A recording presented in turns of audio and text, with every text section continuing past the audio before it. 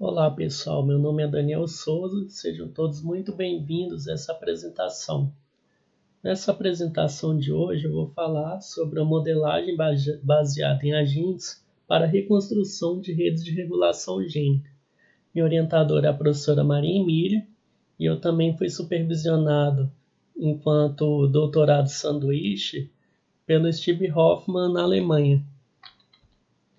Aqui, pessoal, é basicamente a agenda do que se trata essa apresentação.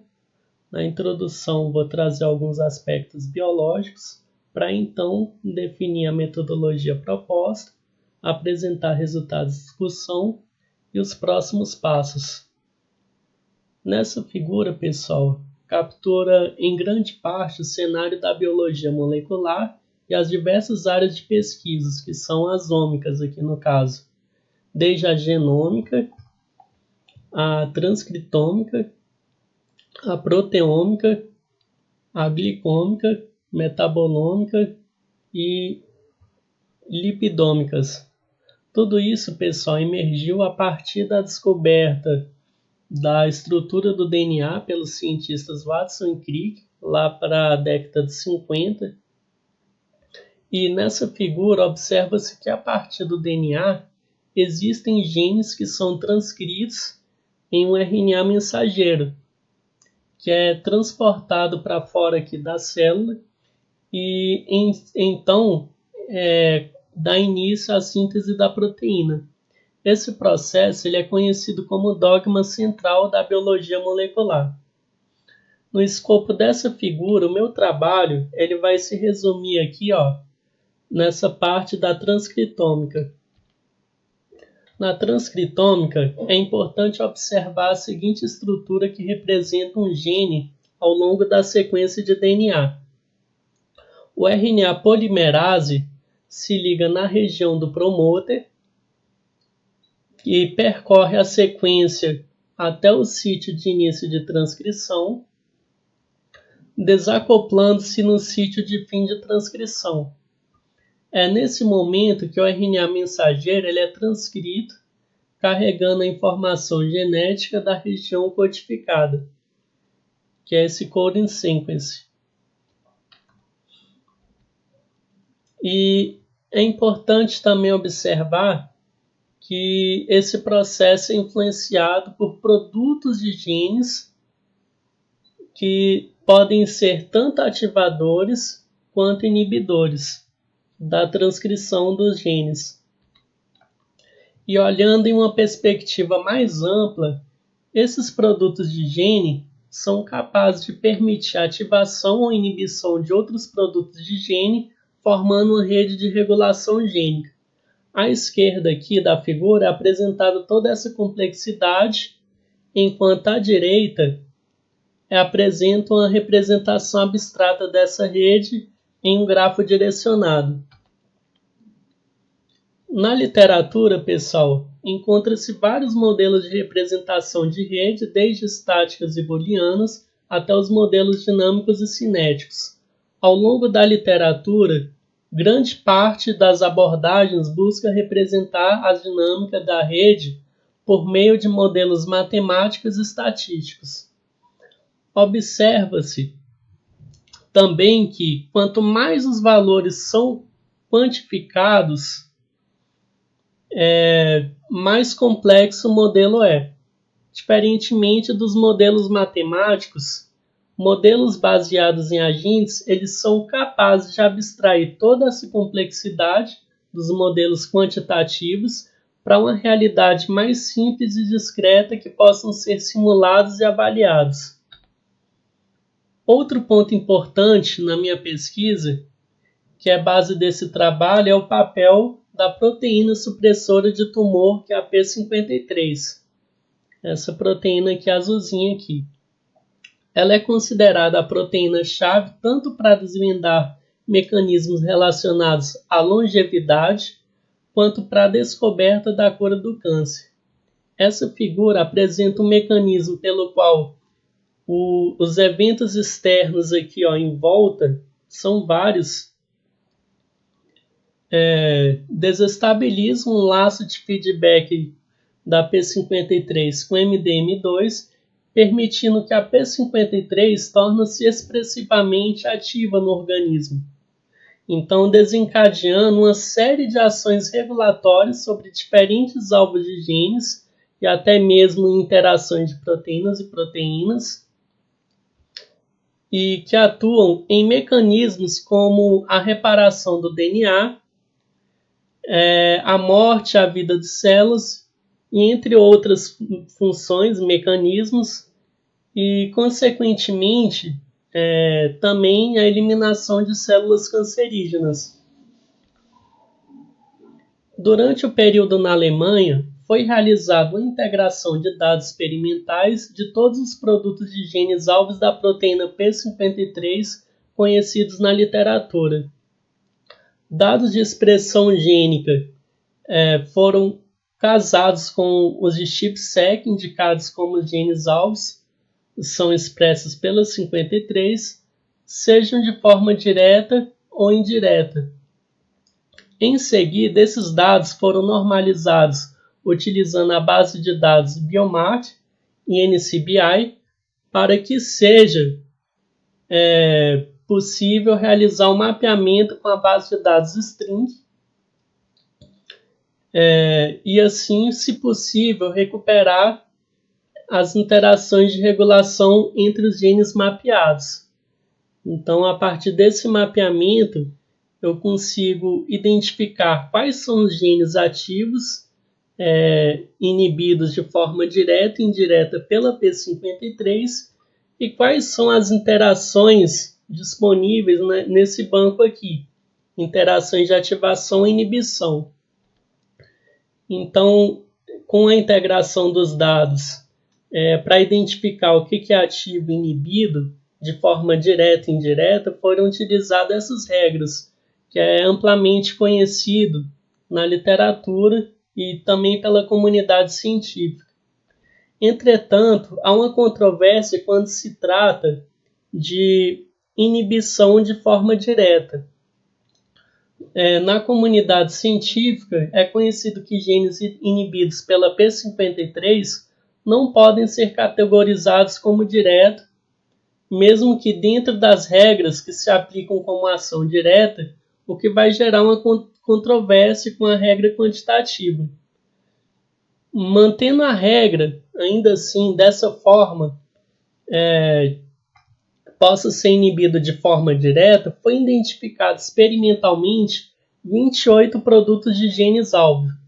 Combinado com as interações providas do string, dentre as 28, 21 delas possuem melhor indicação de aresta como aresta de inibição, o que de certa forma acaba sustentando a ideia de que a P53 pode inibir de forma direta. Então fica essa questão em aberto, por mais que haja essa controvérsia.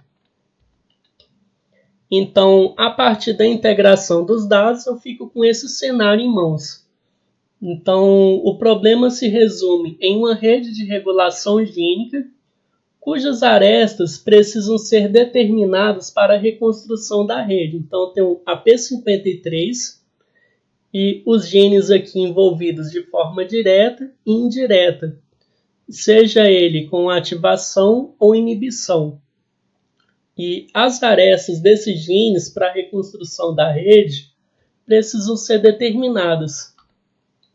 Então, a proposta aqui é elaborar um modelo baseado em agentes capaz de reconstruir e simular a dinâmica de redes de regulação gênica a partir de dados experimentais de expressão gênica e ChIP-seq dos genes-alvos da P53, integrado com um conjunto de dados de interações de regulação entre proteínas do banco de dados string. E dos objetivos aqui, de forma mais ampla e geral, consiste de elaborar um modelo baseado em agentes para simulação e reconstrução de genes de regulação gênica e reconstruir a rede de regulação gênica da proteína P53. Esses aqui são os principais objetivos. Então, a metodologia aqui aplicada foi utilizado o protocolo Overview Design Concepts and Details, que é a metodologia do protocolo ODD, inclusive já está aqui atualizada para 2020, houve algumas mudanças, e o ODD ele facilita a compreensão do modelo proposto, além de viabilizar a replicação e extensão do modelo.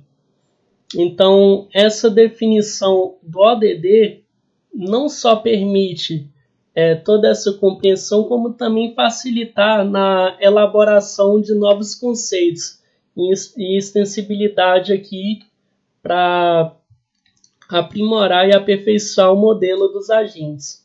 O PIS é uma outra abordagem aqui encontrada no livro do Russo e Norvig, e ele facilita a compreensão do que é o projeto de agentes e o seu envolvimento na interação com o ambiente. Eu vou discutir aqui em seguida o PIS, porque ele fornece uma visão mais a compreensão do meu projeto de agente e como o ambiente é classificado aqui, não entrando muito nos conceitos do ODD para não ficar muito extenso. A arquitetura aqui proposta, pessoal, existe uma interface que permite acessar o serviço do sistema multiagente aqui dos usuários, que compreende um agente gerente no multiagente e os demais agentes aqui de genes. Então é basicamente essa a ideia da arquitetura. E no projeto de agentes, a gente tem aqui o tipo de agente gerente, e a medida de performance dele é maximizar a satisfação global da rede. O ambiente aqui consiste dos agentes genes e suas interações. Os atuadores aqui consiste tal como iniciar turnos aqui de simulação, instanciar agentes, e sensores aqui tem o conhecimento aqui, a visibilidade dos estados dos genes e a satisfação local dos genes. A gente tem também outro tipo de agente, que é o agente gene. E esse agente gene tem dois tipos de contextos. Um no papel de regulador, e no papel de regulador ele visa maximizar a satisfação local como regulador.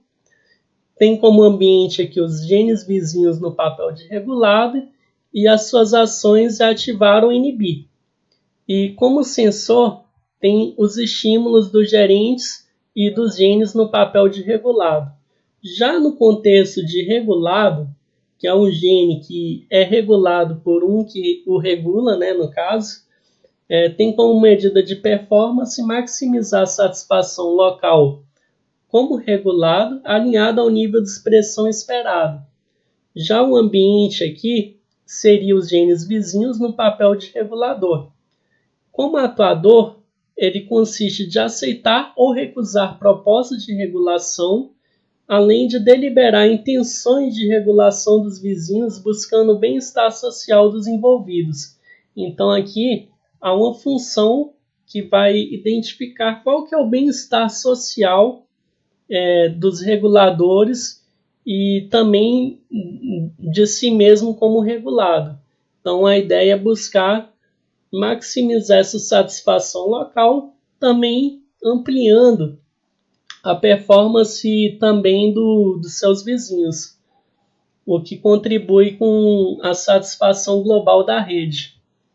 E os sensores aqui têm o estado dos genes vizinhos, as ações de regulação, de ativação e inibição. Já na especificação do ambiente, é dado como totalmente observável pelo gerente e parcialmente observável pelos genes. Então, os genes ele só vai ter a visualização do estado dos genes vizinhos, seja no papel de regulador quanto no de regulado. O ambiente ele consistido de vários agentes, então ele é multiagente, ele é não determinístico, dado que os agentes de gene não podem determinar quando seu vizinho irá interagir e nem como. Ele é episódico, a simulação dos genes é segmentada em turnos pelo gerente, dividindo em duas etapas, uma no contexto de regulador e outra no contexto de regulado. É semidinâmico, dado que o ambiente muda o estado apenas quando os agentes estão atuando. e ele é discreto, onde os estados dos genes e de toda a rede são parametrizados. Então, vou partir agora para simulações de discussão. Aqui, pessoal, temos dois exemplos de simulação, cujo critério de parada é quando um episódio seguinte mantém-se igual ao anterior. Na esquerda, observa-se aqui, pessoal, que o gene C ele tem preferência de ativar do que inibir, enquanto o gene D, lá no contexto de regulado dos dados experimentais, ele espera ser inibido.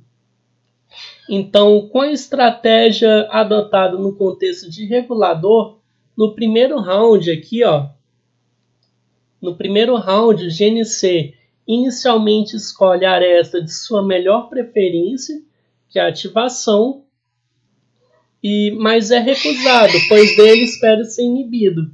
E como consequência, C escolhe a aresta com menor preferência, que é a de inibição, a fim de privilegiar a preferência de D, dado que D ele espera ser inibido na rede. Em seguida, o gene D reavalia as arestas no contexto de regulado, identificando as preferências de seus reguladores para então deliberar qual configuração de arestas maximiza sua preferência como regulado, buscando também maximizar as preferências dos genes que o regulam. Ao final do round, o manager ele aplica eventos externos que ativam os genes A, B e C e por fim dá início ao round seguinte. Na figura da direita, a configuração da simulação ele é levemente diferente. O gene C, dessa vez, ele busca ser inibido. E de forma inteligente, dada a percepção que o gene C inibido não surte influência sobre D, aqui ele teve um evento externo agora de inibição e o C está inibido. O gene D ele foi inibido tanto por A e B, mas não por C, dado que C já foi inibido anteriormente. Então, a ação de C para D não ocorre. Então, não justifica eu manter essa aresta aqui de inibição. E os agentes são inteligentes suficientemente para C mudar a aresta que antes estava como inibição para ativação, pois é a que ele mais prefere. E isso também maximiza a sua satisfação no contexto de regulador, pois ele está escolhendo uma aresta na qual ele tem maior preferência e de forma global a rede ele vai ter uma configuração que tanto em contexto de regulado quanto regulador a satisfação dos agentes busca ser maximizado, utilizando essa ideia de estratégia. Agora, pessoal, é uma simulação no caso de uma radiação ionizante. Observa-se que, sob efeito de radiação, esse gene aqui, ATN, ele é sensível quando ocorre essa quebra da dupla hélice do DNA. Então, o ATM se torna ativo, dado esses efeitos aqui da quebra causado pela radiação externa. Então, a ATM fica ativa e desencadeia aqui, conhecida aqui na literatura, essa configuração de rede. O objetivo aqui, então, é fazer uma simulação que se aproxime essa rede. Então, nessa figura, pessoal, foi aplicado aqui o mesmo raciocínio explicado na simulação anterior, porém com 4 rounds de iteração. Ao final do round 1, as arestas candidatas que oferecem melhor benefícios aos genes no contexto de regulado são levantadas. Em seguida, o evento externo DSB, que é a quebra da molécula ali de DNA, é o gatilho para ativação do gene ATM. Por sua vez, ao final do segundo round, os genes CHK2 e P53 e MDM2 foram ativos, pois surtem influência apenas dos genes com nível de expressão ativo. Observe que o ambiente ele é dinâmico e não determinístico. Neste exemplo, quando MDM2 foi deliberar sobre os seus vizinhos, identificou em seu turno que P53 já possuía um nível de expressão conhecido, e como consequência foi computado o nível de expressão de MDM como mais 2, então surtindo aqui influência de ativação de ATM e P53 ao mesmo tempo. O que poderia em outra simulação isso nem acontecer, e o MDM ficar com nível de expressão mais 1. Já no final do round 3, CHK2 reconhece P53 ativo que o inibe ficando com a taxa de expressão neutra, ou seja, nem ativa e nem inibe. P53 foi ativo pelo CHK2 e ATM, inibido por MDM2 e WIP1, ficando com a taxa de expressão neutra. E por fim, P21 foi ativado pela P53. Ao final do round 4, já concluindo, P53 ficou com nível de expressão inibido, dado que CHK2 esteve neutro. O ATN o ativa, mas é inibido ao mesmo tempo por WIP1 e MDM2. Em contrapartida, já CHK2 volta a ser ativo, já que P53 não inibe mais, e CDK2 fica inibido pela P21. E observe que no final aqui dessa configuração, o ideal seria que a P53 ficasse ativo. Entretanto, por falta de dados das interações do banco string, a gente não tem as arestas ali do H2AX e de um outro gene que também não foi identificado. Então, acabou a simulação tendo essa configuração aí, buscando o máximo se aproximar daquilo que foi apresentado na figura. Muitas das arestas definidas ali são bem coerentes.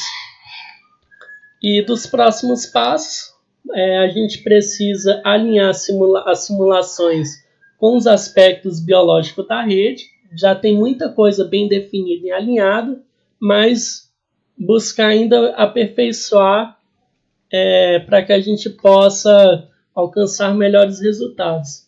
Escrever, por fim, um artigo e depois se preparar para a defesa.